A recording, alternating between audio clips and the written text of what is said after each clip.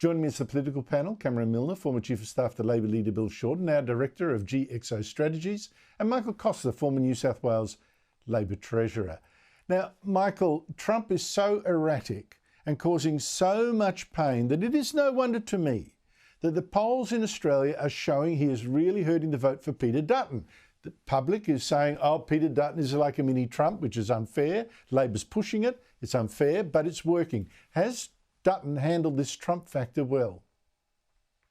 Well, look, I don't really think that that's the main issue in this election. Look, it's certainly true that any instability, and we've certainly got a lot of instability with Donald Trump, particularly on the economic front, leads to a benefit to the incumbent government.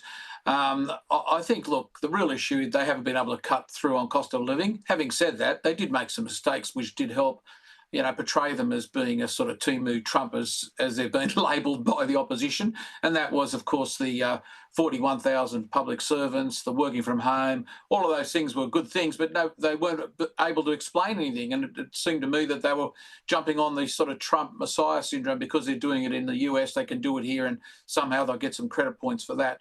I think the real issue is they haven't cut through. I think Peter Dutton, independent of Trump, hasn't cut through, and that's still the main issue here. Oh, I think that's right too. But the slide in the polls coincides with Trump doing a lot of these things, and the tag being, it goes back a couple of months now. Cameron, picking up on what Michael just said, in your column for the Nightly this afternoon, you say it's actually hard to imagine seeing a worse campaign effort from the Liberals. You say simply wouldn't have been allowed to happen in John Howard's day. Why do you say that? Well, because John Howard actually had the courage to take real policies and real changes to the electorate, like the GST, like work choices. Now, as a Labor guy, I might not have liked them, but at least he took them to the voters. Peter Dutton hasn't done any of it. So he's come with a grab bag of ideas, agreed with most of Labor's policies, a couple of things at the edges, and then campaigned terribly. Like, this is a bunch of students trying to play a professional game. This has been terrible from the Liberal Party. And Sir Linton Crosby and Brian Loftney would never let this happen, and nor would John Howard as the leader.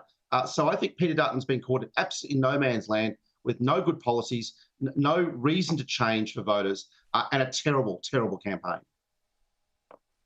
And yet, I'm faced with a dilemma here. I mean, I think there is a dilemma here, Michael. Do the Liberals really deserve to lose because they are hopeless at campaigning?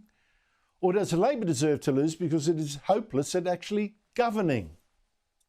Well, there's two things here. Firstly, I've never thought that the Liberals could actually win this election. There was a couple of polls earlier in the year that everybody that was keen to see Peter Dutton in government jumped on. But I think the outcome was always going to be a minority Labor government, though, and this is the worry, that there is a possibility of a status quo. That is a majority Labor government. The Liberal Party's running around with the coalition's strategists saying that no, that's not going to happen because we've got marginal seat polling that nobody's seen that shows that they can still hold them to a minority government.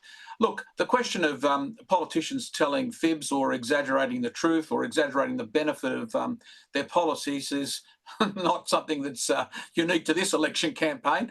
Let's go to Morrison. I mean, the fact of the matter that he jumped onto the net zero, bandwagon, and claimed that was somehow going to save the planet is enough to make me concerned about it all. You've got 9 years of failed Liberal government. It was a big ask to think that Peter Dutton could knock off Albanese in one term. I think that Peter Dutton, is going to rely on those marginal seats to see if he can survive as a leader, let alone win an election. Is that how you see it, Cameron?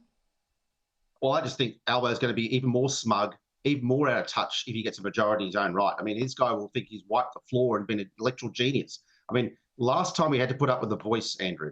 That was what his genius idea was on election night. Goodness knows what it'll be this time. But it'll be sort of kind of a reign of error for the next 3 years if Albo gets a majority in his own right. And I don't think voters, under the cost of living pressure and under the damage that Albanese has done to their working lives, deserve a majority Labor government, given what Albanese has done. But Dutton might just be gifting it to him because the campaign has been so bad from the Liberals. Oh, I think that's right. I think it's like Kerry Packer said of Alan Bond, you only get one Alan Bond in your life.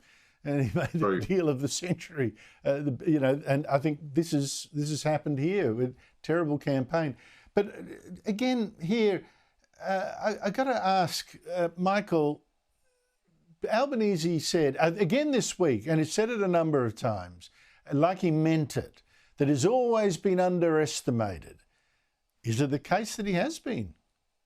He's been very, very lucky, and I could go to three things that occurred. If Bill Shorten had have won and Cameron was involved in that, nobody would have remembered Albanese. He was a factional warrior and a pretty effective one at that, but a damaging one as well. The other problem has been the 9 years of Liberal instability and poor government. And I think the final factor is that. And Cameron can make some comments on this, the decline of the national right. The fact of the matter is that Albanese reflects the current Labor Party. And the current Labor Party is more left-wing than it's ever been since at least the Second World War. And Albanese fits that mould perfectly. So he's had a lot of luck.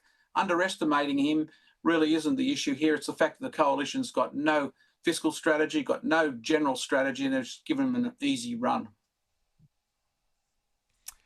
Look, I'm afraid I might have a very telling piece from last night's debate that might illustrate exactly that point. Michael Costa and Cameron Milner, thank you very much to you both.